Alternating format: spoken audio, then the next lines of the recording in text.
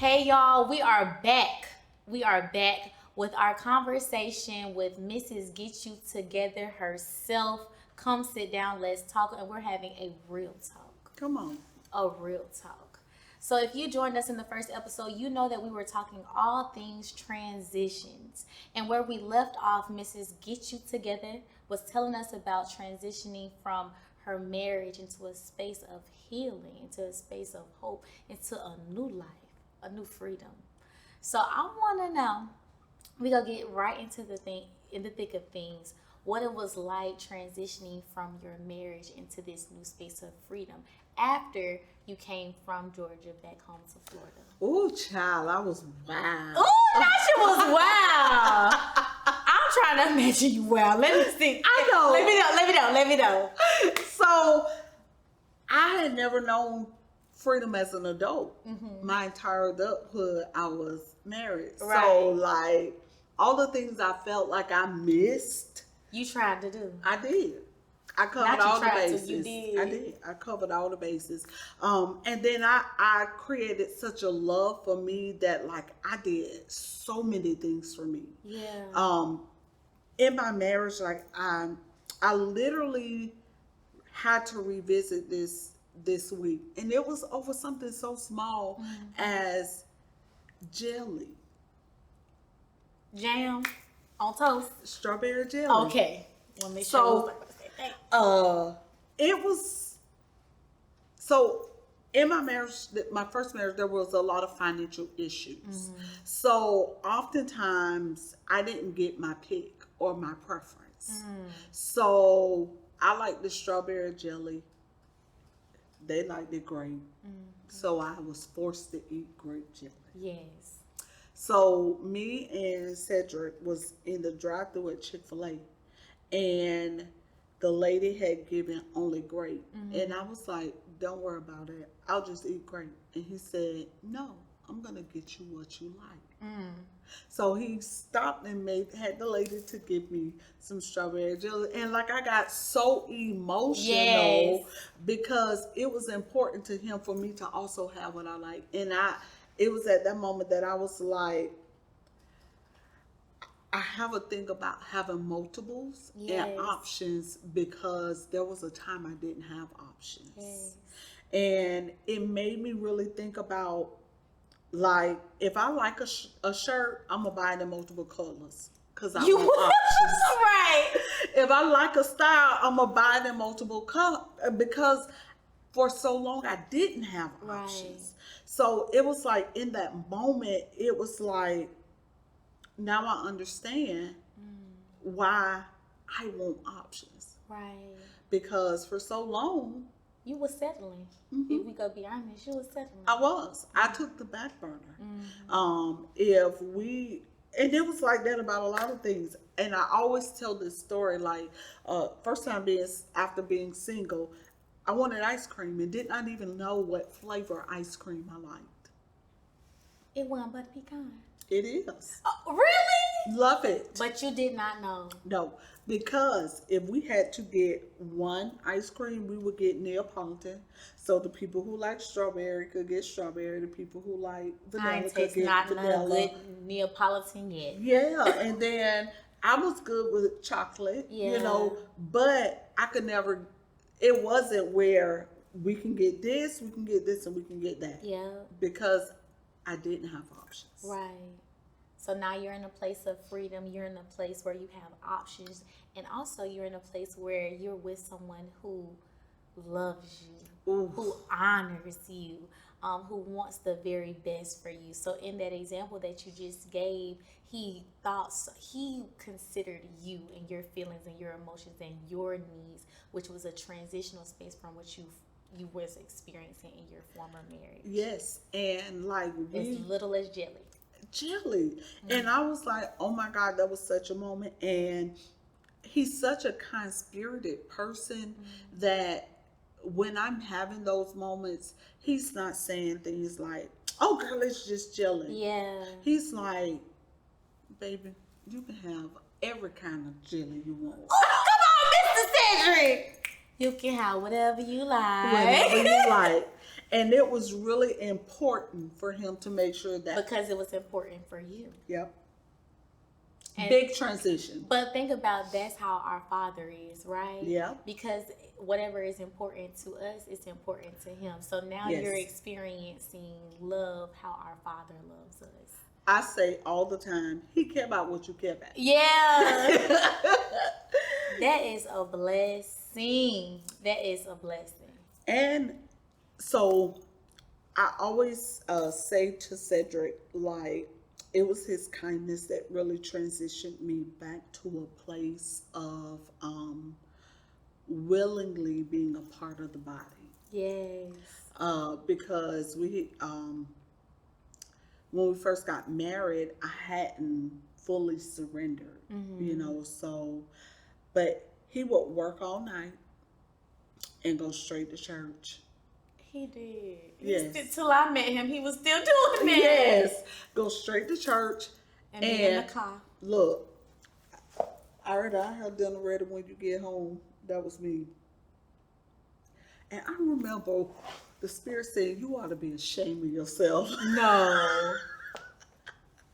That man over there sacrificing. How you making excuses that he done worked all night long and never gives an excuse? I was like, you're right. Say so, God. You're right. So that next Sunday, I was like, I'm going to go to church. I'm going to be back a part of the fold. I'm going to go to church too. Even down to tithing.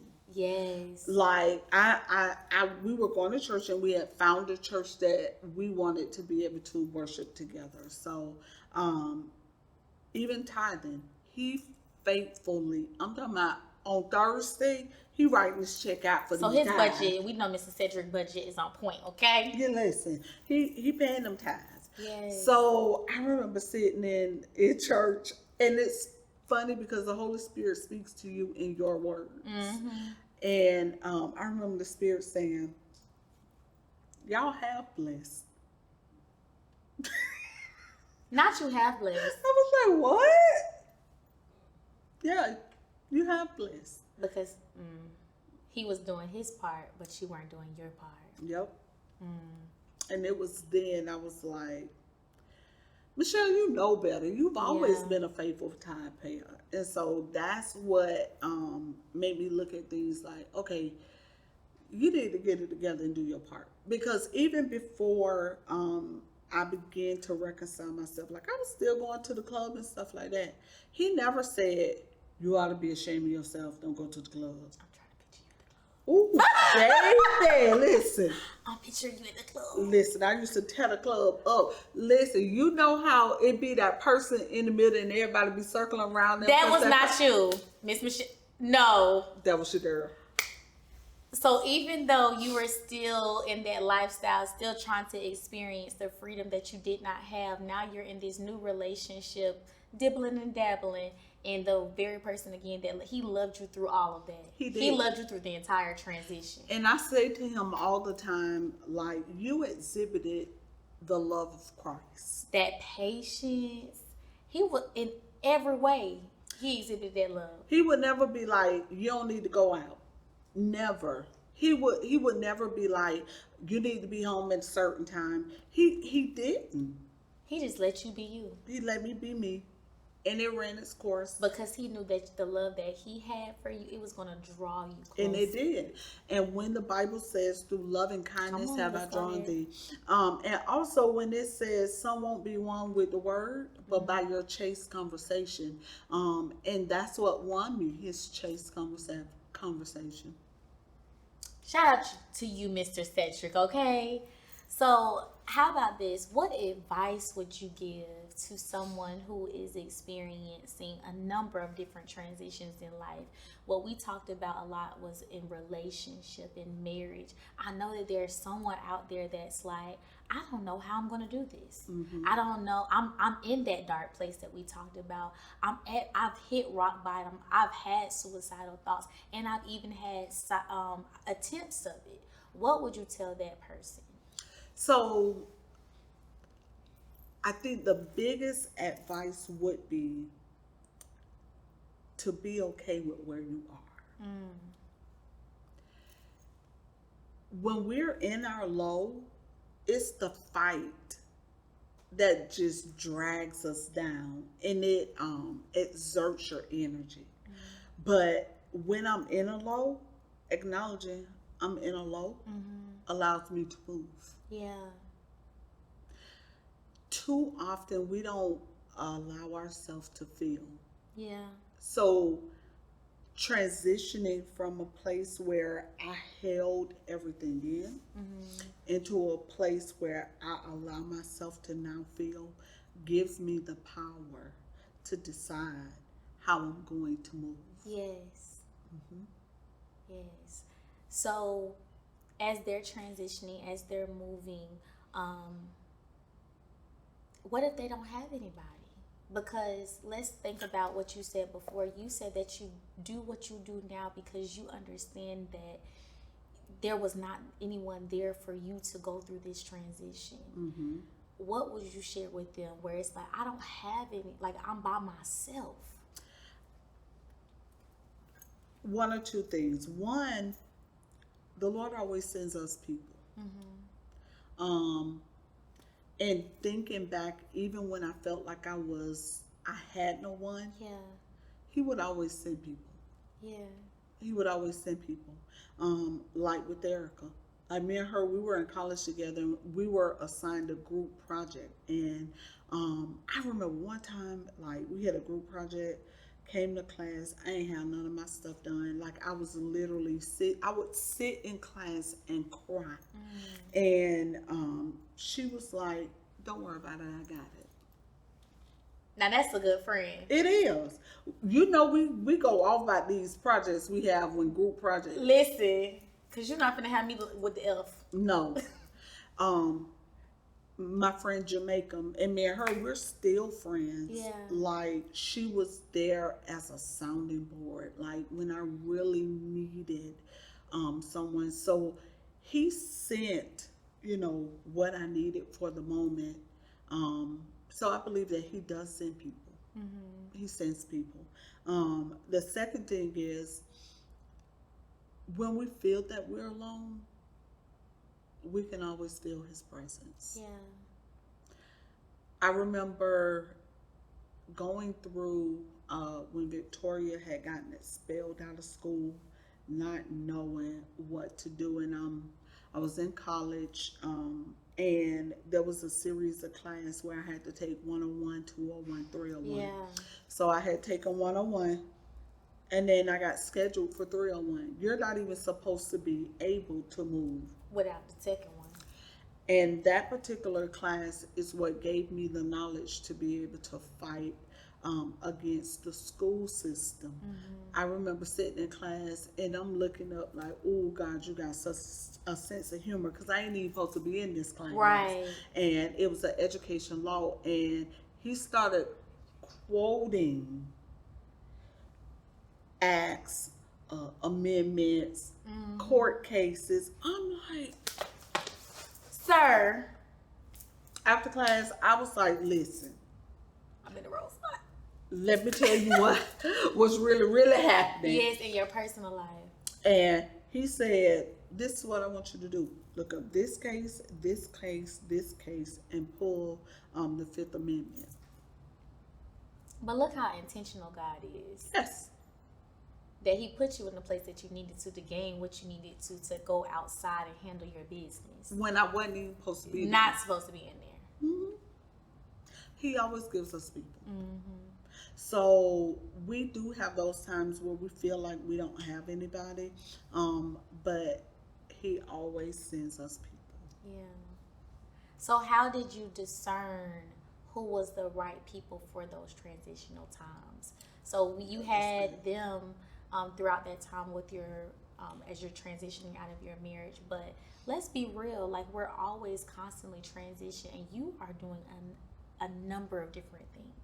Your hands are in everything. So how are you now in a place to say, that's who I need in this space within my life? That's who God has sent for me in this time in my life. How do you discern that now?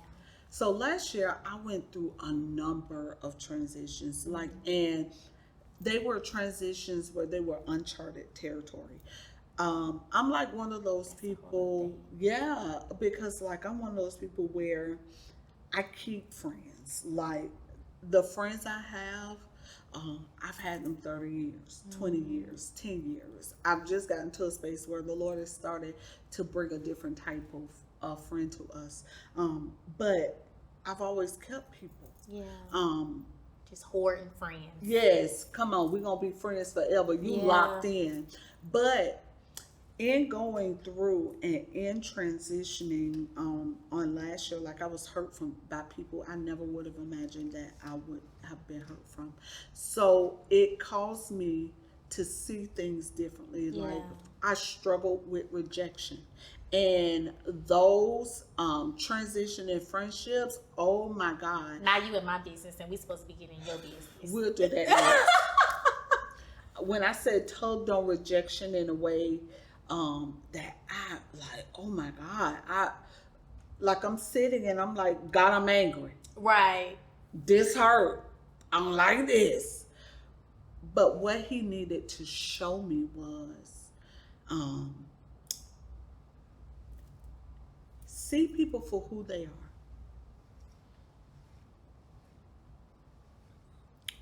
And know people for where they at. Say that one more time. See people for who they are and know them for where they at. Yeah, because a lot of times we expect the wrong things out of people. We expect things from people who they don't even have the capacity to give it to you. Get out of my business. For now. Okay. Yep. So transitioning the way I see people, that's what hurt did for me. Yeah. But then that allowed for you to reach a different level. It keeps, for me, what I'm noticing is it's going to keep going back to maturity. Yes. Because now it's allowing for you to grow to another level of maturity within Christ. Pruning has to take place in order for maturity to happen. Yes. And pruning does not feel good. I lost some people who I thought I would have never lost. But I'm grateful because, again, the Lord always send you people. Like I literally had someone to say, there's 3 people in your life you're not going to have in this next transition. I mean, I even had someone to call out names, and I was like, no, because you're not going to tell me, because that been my homegirl from yay high. And what the Lord revealed is they didn't value who I was. And ultimately, if they didn't value who you were, they were not going to value who God was calling you to be and who you were becoming. In this next transition. Exactly. So they had to go. They had to. And that's a hard thing. I feel like I'm very similar to you in that I get attached and I'm loyal. And it hurts to have to let people go. But one thing about it, when you are growing and maturing, it doesn't matter what it looks like or what it feels like. Like you said, he don't really be caring about them feelings things. What he really care about is your obedience. Yes. I remember hearing the Lord say, you've got to accept that they didn't choose you.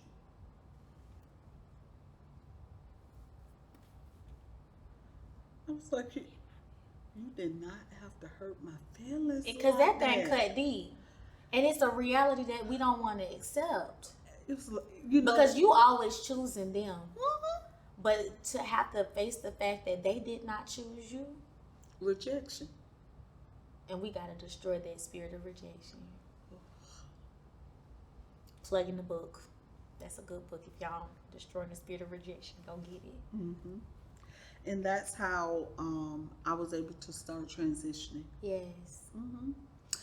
Also, and this is a space I'm still transitioning in, is because I am a pusher, because I am a midwife, because I'm one that gets in the trenches with people, I've had to learn that once you get people out, it's okay to let them move on. Yes. But because I'm a friend hoarder, I'm like, You can't go nowhere. I'm gonna have you forever. We're gonna be here together forever. like your job is done. Yes. You gotta see people for where they are. And I'm like, ooh. But God, but Daddy, are you sure, Daddy? They still need me. They still, no. So within all of these transitions that you've experienced in your life, what are you most grateful for? Let's end there. What are you most grateful for that you've learned within these spaces of transition? So I'm grateful for the transition to being a wife. I think the first time, because of situation, I wasn't afforded the opportunity to be a wife, like to be domestic. Yeah. I'm grateful for getting a second chance with my children, so that they can see me in the space of a wife. They can see me as in a good, solid relationship. Yeah. I think those are two things that I'm extremely grateful for. That those transitions, although they were hard, although that they were challenging, that they birthed something new within you, but then now they birthed this beautiful relationship. And I tell you all the time how much I love and appreciate you and Mr. Cedric for being an example to so many of us. And it gives us hope. But I love now knowing the backstory of it all. That it was what you experienced. It wasn't perfect. It wasn't all wrapped up in a bow. You had to go through some things to really be in a place now to experience the love that God had already prepared for you. I say, if I hadn't had it so bad, I wouldn't appreciate how good I have it. Yeah. Well, we thank you for sitting down, allowing for me. I want to say personally, I thank you for allowing for me to put myself in your shoes, your seat for a couple of minutes or what have you, to really get to know you on a deeper level. And I pray and hope that everyone was encouraged and inspired to know that although you're going to go through some transitions in your life, that with God, truly anything is possible. I would say that's the biggest thing that I've learned with just sitting here and talking to you today, that you can be low, you can be down, but when you continue to have hope in Him, in our Father, it will never let you down. Mm-hmm. So what's up next for us? Go on, wrap it up with us. So I got a couple of things coming up. I just published a 20-day affirmation journey. I took 67 people through a 20-day affirmation journey, and our goal was to do 100 affirmations. Wow. And from it birthed a journal. So that has already been published, and it is available. And to give y'all an insight, I am currently writing a book. Author, coach, yes, wife, yes, mother, yes, talk show host, yes. All of it. Yes. But this one is my book. And it's called Your Validation Is No Longer Needed. Verified already. So we are really going to be looking for, I know I'm going to be looking forward to the release of that, because I know it's going to hit home. Mm-hmm. It's going to hit home. Absolutely. So thank you so much for allowing for us to sit down and talk and get real and get in your business. I'm looking forward to the next one, and I hope you are too. For Come Sit Down, Let's Talk with Mrs. Get You Together. Bye y'all. Oh, bye y'all. I mean, come on.